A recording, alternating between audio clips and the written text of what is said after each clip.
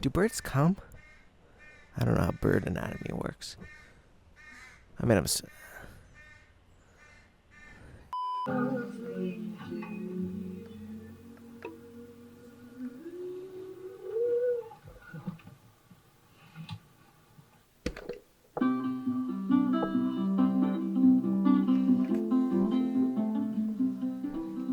Oh, son, won't you relent for an old man and his wife? It'd kill me if she died. It'd kill me if she died. Oh, road, go easy on us, Lord, our feet are getting tired. Maybe let's just sit a while. Maybe let's just sit a while and roll, roll, roll. This stone inside my guts is getting heavier as I.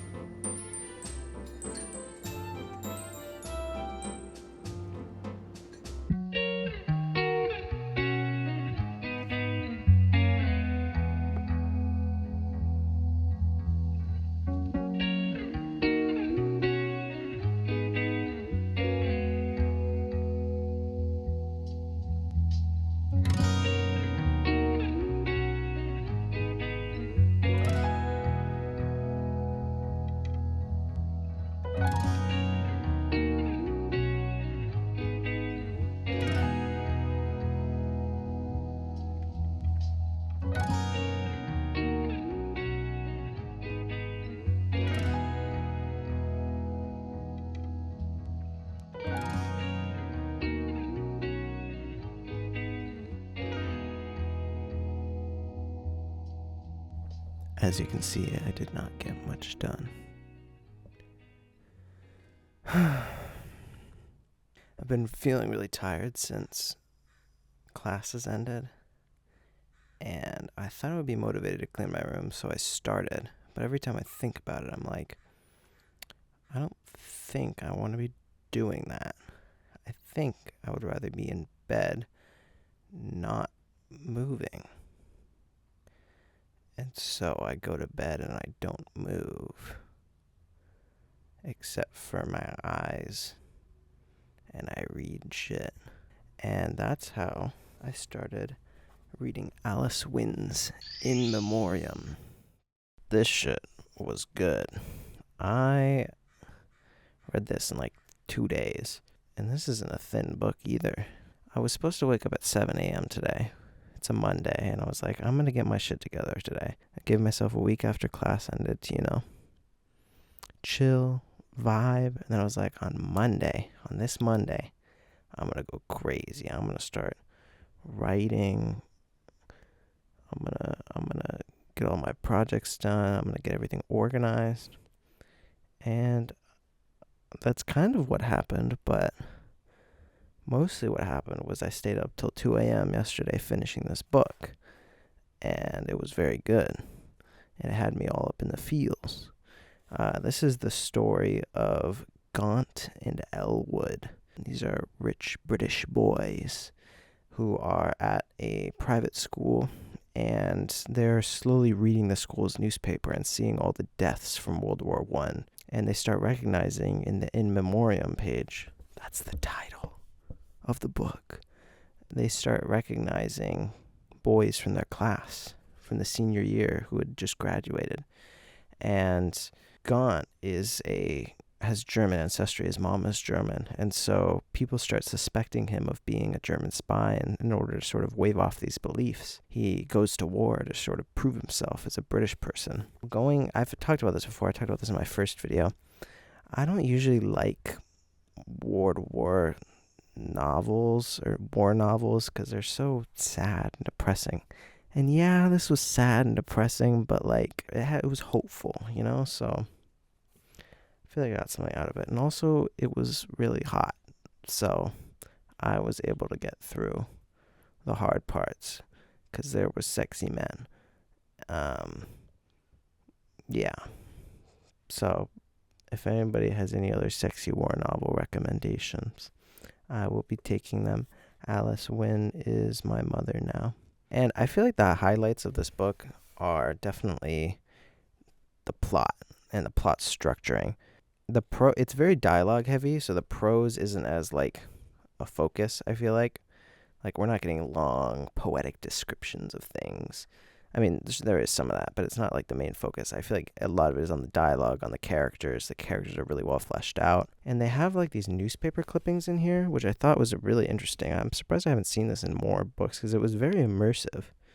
I mean, I can just show you this one. This is the very first page of the book, is a newspaper clipping. I just thought that was so cool because instead of just giving you excerpts within the text of like the In Memoriams, it's like actually there. And it's so crazy because you'd read and like you'd be connected to these characters, and then you'd turn the page and it would just be a newspaper with all the dead people, the In Memoriams, and you'd just see a character you'd be like, oh shit, that person's dead now. And it's just like, fuck, man. Is this how it felt? I mean, obviously not, because these people don't exist, but I'm still sad about it even though they don't exist. Imagine if they did. That'd be wild. God, let's not do war again. So, yeah. This one, I want to read more homosexual books now. It's Pride Month. I'm sure there's lots of recommendations I can get out there then. Well, this is my Pride Month recommendation then. Boy. Power. That felt weird. Yeah, go gays. What do I do now? I think I'm gonna actually clean my room now. Like, for realsies. Oh, come here, kitty. Oh, you're so shy. You're so shy. You don't like my scratches? Say hi. Oh. I'm gonna actually clean my room now, but I'm so tired, but I'm gonna do it. But I will, though. I'm recording myself, so I'm held accountable. Let's hope it works. I'm gonna do that clapping thing. That feels like it makes it go faster. Not in real life, but when I go edit it, it's like, oh.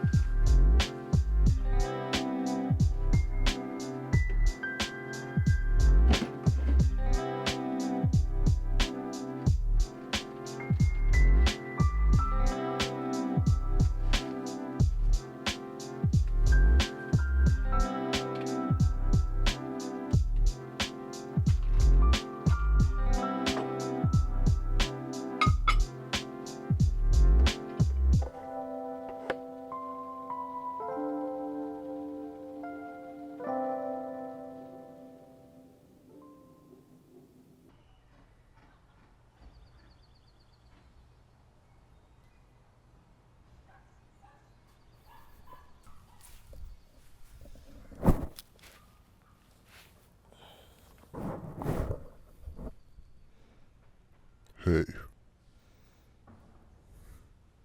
So today we're going to be talking about Sula by Toni Morrison. My experience with Toni Morrison has been stellar so far. I read Song of Solomon as a high school AP English reading requirement, and this is sort of the book that sparked me to get back into reading most recently. This book is stellar. I loved it. It's I want to say it's my favorite book of all time, but it might be top 2. I don't know. There's another book that I'm thinking might be just above it, but it's definitely up there, top 2 favorite books of all time. I think it's gorgeously written. I think it's for sure the best prose I've ever read. Like, the most poetic. It's just absolutely gorgeous. Toni Morrison has a golden tongue. or golden fingers, I guess, because she's typing, not speaking. After I finished Song of Solomon, I transitioned over to The Bluest Eye, and I read this maybe like 6 months ago, and this I thought was good. Like, I really liked it, but it wasn't Song of Solomon level for me personally. Bluest Eye was her first published book, and so I'm not surprised that I liked it less. I'm assuming she got a lot better from there. And then we get to Sula, which I just finished maybe 2 days ago, and this book is definitely a step up from The Bluest Eye and starting to get towards Song of Solomon area again. Sula was just gorgeous. Oh, it's just so great. If you're interested in starting with Toni Morrison, I would recommend Kat from Kat's Field Notes. She did a wonderful video going over all of Toni Morrison's work and touching on it all, and then giving short summaries and talking about her experience with going through and reading them all. But I think it's a great video if you are interested in getting into Toni Morrison but don't know where to start, because there's like a lot of books. Sula is the story of Sula, who it's named after, Sula Peace and Nell Wright. And we're following these two women throughout their lives. Anybody who's read the book will know that my outfit is very on topic, because there is people who burn to death in this book. Yes, people. Multiple of them burn to death. So, I'm going to use this to block the sun from my eyes. This book was just wonderful. I thought it was really interesting seeing how Sula and Nell sort of contrasted each other as characters. You know, we have Sula, who's sort of this do what you want type. I don't give a fuck what anybody else says. I'm going to go do this. And Nell's sort of like falling into more of a traditional housewife role. And it's interesting seeing how these two contrasting characters, like what happens throughout their lives as they diverge. Because when they're younger, they're like best friends and they're doing everything together. And as they age, you know, we see how this sort of divide grows and grows and grows. And it was just super fascinating. Okay, it's too hot. I'm gonna move. The sun is killing me. I thought I could do this whole thing on the grass, but it's not gonna happen. Okay, we're back and we're over here now. That's a lot better. Stupid fucking bird. Shut the fuck up.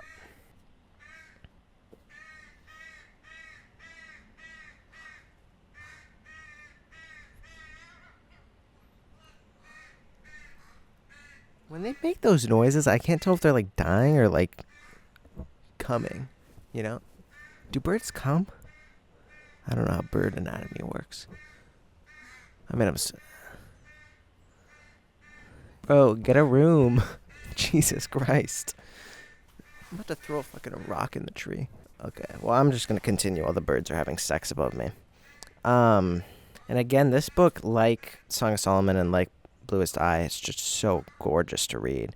She does this really interesting thing with her intros. I can't remember if she did in Bluest Eye, but she did it in Song of Solomon in this book as well, where she does this sort of like, you'll notice if you read this and Song of Solomon, they have similar intro structures in terms of you're being introduced to the town and through the lens of like an event that is happening, like somebody is doing something. And it just works so well because it gets me so invested. I'm like, why are they doing this? What's happening? What is this for? I don't understand. And then I just want to keep reading, you know? And then it comes back at the end for both of them, and it's like, oh, okay. Wow. You hit that full circle moment, and you're like, damn, Toni Morrison can write. This has made me interested in reading more William Faulkner as well, because whenever I look up Toni Morrison's inspirations, or like who inspired her to write and what her writing style is like, everything always says William Faulkner, who I've read his As I Lay Dying, but I'd be interested in reading Sound and the Fury, I think is his biggest one, and then some of his short stories as well. If you have any suggestions for a good William Faulkner, leave those in the description, and then also more Toni Morrison suggestions if you think I shouldn't go read Beloved next, if maybe there's another one that you think is better. I thought this was a wonderful exploration of trauma as well. Like, you can see how you see generations of Sula's family. Like, you come to understand why she is so, I don't give a fuck what anybody says, I'm gonna do whatever the fuck I want, you know? You come to see why she's like that through following her her grandmother, and then her mother, and then her, and seeing what happens to them progressively and all her other family members. I thought it was just wonderful how intertwined everything was and how it just worked together so well to explain how she is like the way she is. And then the same with Nell. Like her early on in the book, she goes on a trip to see her grandmother. Without saying too much, like that trip, you really sort of see like the way her mother is behaving. You're like, oh, this makes total sense that Nell is this way. Overall, I'd give this book a 4.5 stars. Yeah, I'm doing it in increments of halves. Yeah, 4.5 stars. That sounds good. I realized that I didn't give a bunch of other books stars, so I'm gonna retroactively give In Memoriam 4 stars, I think. And that's pretty much it. See ya. I'm editing this video, and it's 3 days later, and I still have not cleaned my room.